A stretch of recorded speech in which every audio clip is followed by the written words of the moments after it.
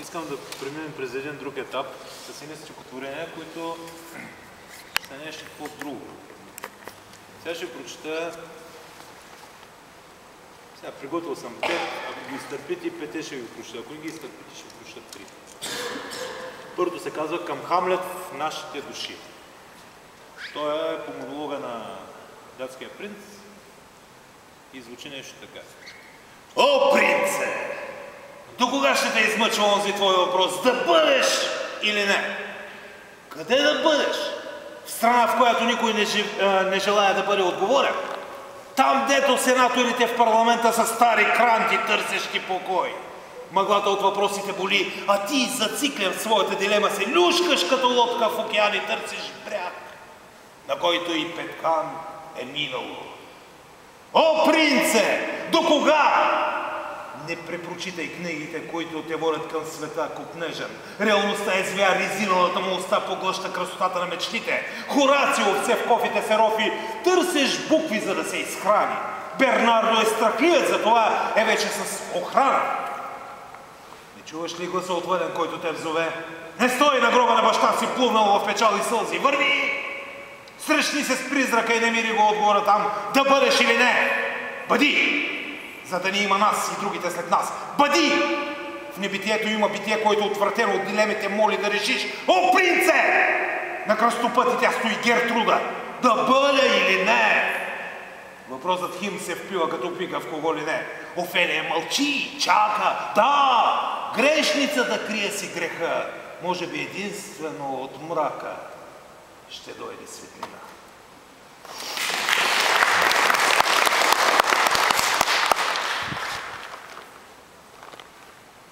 Завият ли очите ми с дантела? Посипят ли ковчега ми с пръст? Загледай се в крилете на орела, разперени като надгробен кръст, и запомни, че мъж не се жалее с пресипнал глас и сълзи в очи. Мъжа обича вино да се лее. Мъжа обича песен да звучи. Мъжа обича с вятър да се бори. Мъжа обича мирис на чучун. Той никога на колене не моли. Заклева се в хляб и в куршум. На колене мъжът е като знаме пречупено сред бойното поле. Мъжът е мъж, когато се изправи и тръгне пред препускащи коне. И ако ти в орела ме познаеш, снагата си топола изправи. Запей ми песента, която знаеш, единствено от нея не боли. Раздай ми вино, за да се опия. Цигара запали, да ми дими. Повикаш ли ме? Няма да се скрия. Поискаш ли ме? Хлябът звъни.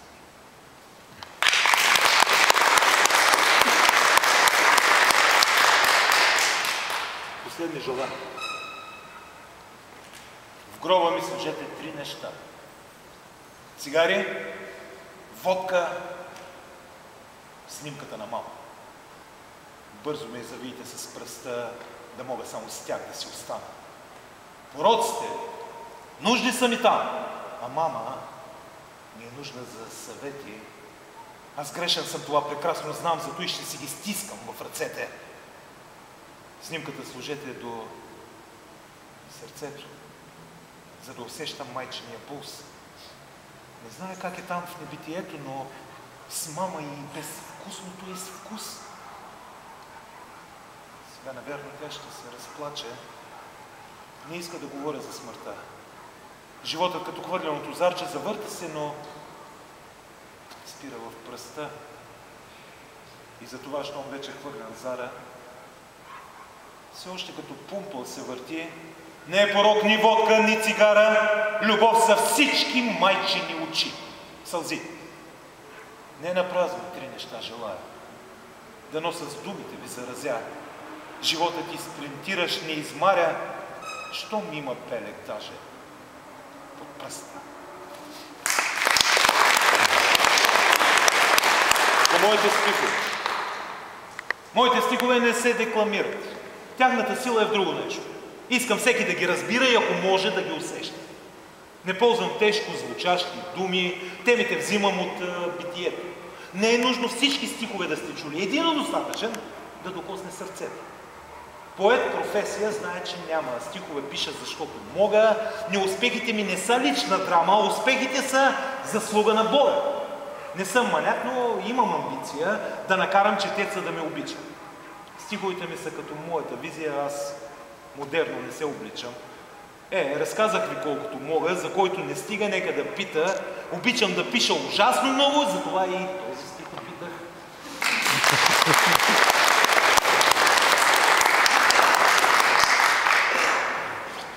Сега приготвила ли се за България? Къде ви види? Не минаваме към България вече. Сега минахме през други светове. Минаваме към България. Една от болките в нашата страна от 89-та година насам, това е, че направихме от нас нещо, което без да искаме се подведахме и станахме такива. Всеки роптае, обаче вътре в себе си. Ще ви прочета едно стихотворение за една от големите болки на всеки един от нас. Това, което се сблъскаме с него. Това е делбата.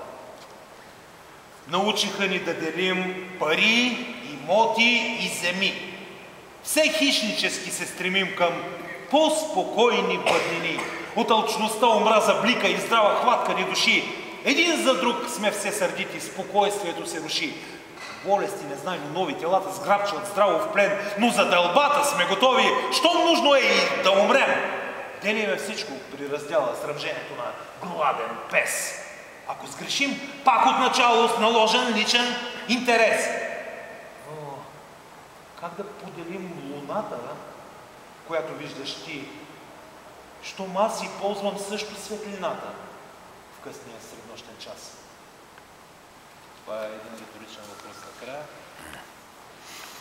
Що ми пляскате? Българио моя! Българио! Каква е тая скам? Померите само депутати! Да всеки трети в теб е наркоман, а виж парламентарните дебати. Не, нямам думи. Всичко е кълъч. Вниманието все се концентрира. Ако е слънце, казва, че е дъжд. И никой топлината не разбира. Спринцовки и кондоми из града подритват уж загрижените хора и чакат европейската врата за тях поне веднъж да се отвори. Всичко в те пробува на пари. Всички интереси се заплащат. Един народ в агония гори и този народ в отвъдното се праща. Българио, за тебе не скърбя. Какво от твоята история остана? Пеем горда стара планина! Всъщност те превръщаме в рана. Словата ми ще глътне вечността. Последен мухикан ли аз съм вече? Говоря, а ми казват да мълча. Но млъкна ли? Смърт ще се обреча.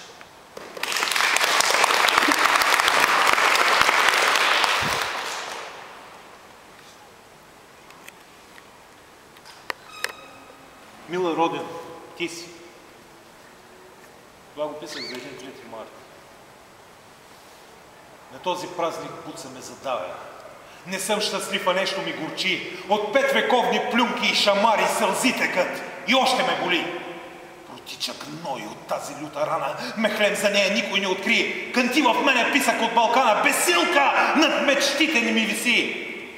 Отрекоха теглото ни под робство. Присъствие нарекоха това. И все ни призовават към покорство. Не режел меч склонената глава. Още колко века ще търпиме. Бутушите ни газат съвестта. Единствено на Левски свято име не беше опетнено до сега. А другите, които кръв проляха, за да живее в по-нормален свят. Защо ги омерзиха, поругаха, превърнаха геройството им в страх? Българио, корисниците твои били по-черни от самия ад. Предрекли те да раждаш все герои, които като псета да умрат. Чим? Поднасяме венците, въпросите до кокала болят. Не са ли иго днеска първенците? Нима душите днеска не кървят? Да, 3 март е ден за равносметка, доколко онзи лъв ще е заспал. Ти залог си на рулетка. За тебе всъщност днес ми е жал.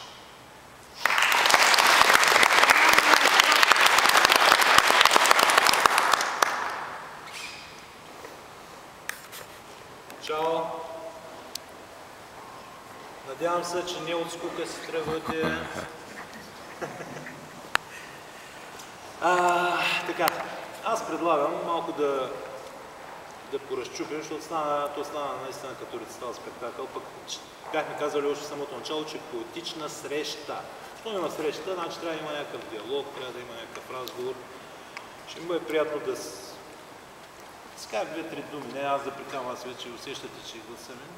Мога да ви чета, ако искате ще ви чета, ама мисля, че вие утре от други ден имате шанса в този град по един или друг повод, случайно или не случайно, да си кажете, да се срещнете. Аз нямам тази възможност, не знам кога ще се завърна пак, тъй че за мен е по-важен диалог, който може да проведем.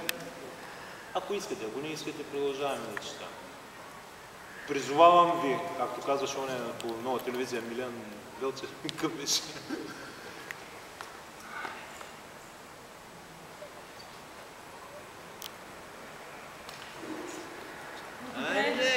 Да се насладим на вашето творчество. Ама това го има и във Фейсбука. Вашето присъствие, изразено вашето творчество, чрез вашите уста, просто това винаги е така. Значи независимо кой е отпред, когато човек пише нещо на белия лист, той влага душата си. Когато влага душата си, най-добре, независимо по какъв начин, но той, когато го рецитира сам своите произведения, той ги казва по начина, по който ги усетил. Така че е много хубаво човек да си чете нещата. И наистина да е така. Сега, аз малко се правя на шут повече, че ги чета малко с такова, но това ми спомогна, може би, и работа, която имах преди време. Аз бях актьор в Силистренския театър и тия глупоци закриха, няма театър в Силистра вече. Но има възмездие. Надявам се един ден да им се върне тъпка на всички тия, които посегнаха на културата, защото едно време, когато цар Симеон Велики, са го нарекли Велики заради това, че е създал златен век на българската култура, тия направиха златна помия, като закриха цялата ни култура. Проклинам ви. Колкото и гадно да звучи. Може. Де ми дига ръката, какво ли това свърши? Вие ще дойша? Здравейте, аз се казвам Мадлен и моето приятелство с Вал така протече много странно. Последната причина. В Силистра е един град на поети, откъдето и моята бойна майка. Тя беше много болна и в края на дните си, отивайки там, за да я видя, до нощното й шкафче аз видях една книга. Прочетох името Валентин Йорданов и мама беше с инсулт и не можеше да говори, но аз се попитах, тя може да кимне с глава. Казвам, искаш ли да те прочета от тези стихове? Тя каза да. До ден днешен в телефона, който е в чантата ми, аз пазя тези клипове, в които не знам как съм намерила сили да заснема и да чета на прима виста поезия, която не познавам, от поет, когото не познавам. Едното от стихотворенията, което аз искам да те помоля да прочетеш, е за актьора.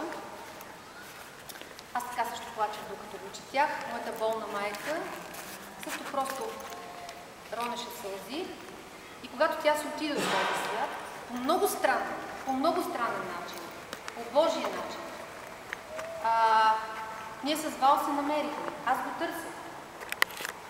Защото не знае кой е. Аз от 30 години не живея в този град. И ние се открихме, намерихме се. И аз съм много щастлива, че днес съм тук. А друга моя приятелка, която е там, Рени Ширванян, която е балерина на моята мама, тя ми обърна внимание, че днес той ще бъде в София. Аз нещо съм пропуснала във Фейсбук, иначе следя нещата. И затова съжалявам, че ви отнех от времето, но исках да ви кажа колко се вълнувам и че имам лична причина да обичам този човек И искам да го помоля да прочете онова свое стихотворение за театъра, тъй като той спомена, че е актьор. Аз малко ще се настроя първо, защото няма как да не се развълнувам, когато Варта Ценкова, жената душа, жената, която виждаш една малка дребна женичка, съвсем старица, по типична бабичка облечена, върви гордо изправена из града, поглежда по стойката, която само тя имаше и можеше да ти каже: гледай си работата, като чиста арменка, да покрай те, да зашleви с две думи и да целуни с две думи. Невероятна жена. С това му свърза нещо, което аз много си обичам. Тя беше радиоводещ в едно местно радио и в един ден излиза една моя книга, вече не помня коя, и отивам, срещам ми се на улицата, аз викам: Варта, излезе ми с сбирката, искам да ти я дам. Тя казва: не да ми я дадеш, идва и с мен в радиото, ще правим предаване. Викам: добре, ти нямаш някакво предаване за тази вечер, имам, от мен се, ще бъде с тебе. Отидем 2 часа предаване, поезия по радио, беше невероятно. Просто тя е спонтанен човек, невероятна жена, светла памет. Структурането е: не плачи в живота актьора. Не плачи в живота актьора. В този глупав балкански вертеп предстои ти прекрасната роля да играеш достоен човек. Ти отдавна си в образ, актьоре, но в реквизитното чекмедже, щом погледнеш, не ти се говори: там има бутафорно сърце. Виждаш сенки, които те слушат, клаксони ръкопляскат в главата. Достоен човек не се играе на ушки. На теб ли да обяснявам правилата? Ти знаеш, че по улицата разбита в сцена се превръща тротуара. Кучетата са първите ти зрители, а реквизит смачканата цигара. Не плачи в живота, актьоре. Достоинство има в твоите очи. За успеха ти ще се помоли. Хвърли се с хъс в ролята и не плачи. Сега ще прочета едно стихотворение, докато се намислите въпроса, който ще ми зададете след него. И стихотворението се казва: по-добре късно, отколкото никога. То пак е свързано с моята България, с нашата България. Когато беззащитни децата не загиват, а циганските песни в Балкана горд техтят, когато депутати с измами се прикриват и вместо да напредваме ни връщат век назад, когато сме промити от медии платени и цялата култура е чалга сериал, когато пак настъпва едно разделно време, когато на глупака му слагат титла цар, когато новините са кражби и палежи, когато Левски плаче на светия портрет, когато и Европа безжалостно ни реже и слага черен подпис в поредния отчет, когато всеки бяга от своята родина и вижда как живеят в другите страни. България, когато превръщат в пустиня, целта е не народа, а пачките с пари. Тогава чернее пред очите, животът се превръща в ненужен Божи дар и екне като мото на Левски от сълзите. Защо не е султан, щом имаме си цар?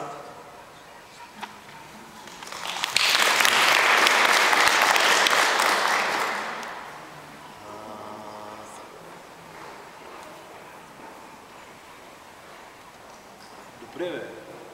Искате ли да я прочета едно имигрантско стихотворение, което съм написал за граница, да видите там как се усещат нещата?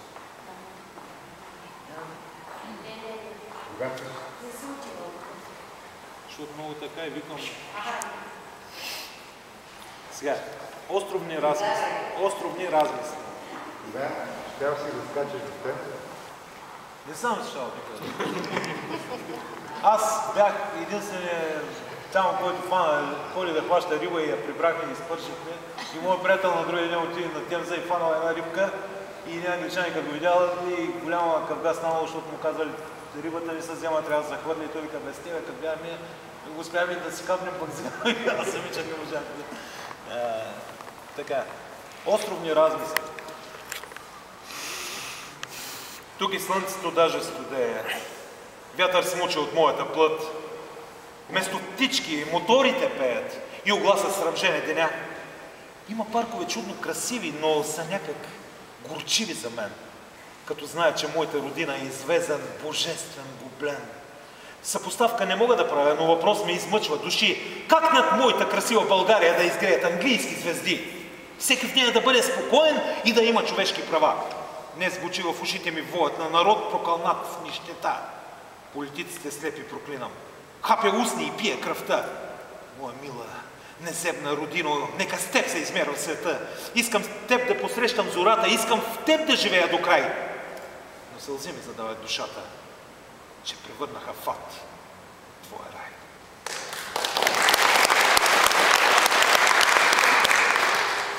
Сега ще прочета едно малко по-старо, пак емигрантско. Това е от периода, когато бях в Гърция. Аз тръгнах първо 3 месеца в Гърция, оттам после 2 години в Англия. В Гърция това е едно към едно с това, което ми се случи. Няма ви разказвам, ще го чуете. Едно към едно. Мириша на загнило и на старо. Бълхи и кърлежи са мое ежедневие. Една звезда си имам, силна вяра. През тоя си отчитам за падение. Не съм критичен, просто съм реален. През този век на техника напреднала, аз мрамори и камъни търкалям и стискам зъби, за да не побегна. Езика не разбирам и не знае. Мазолите убиват по ръцете. И кучета даже не ме лаят, а нервите са корабни въжета. Обноските са много приблизени. Жената е продукт и цел и средство. Мълча и не изказвам лично мнение. Заспяли вечер, плувам своето детство. И нежно ме прегръща красотата от спомените детски съживена. България чрез мене си поплака. От мен не е обаче огорчен.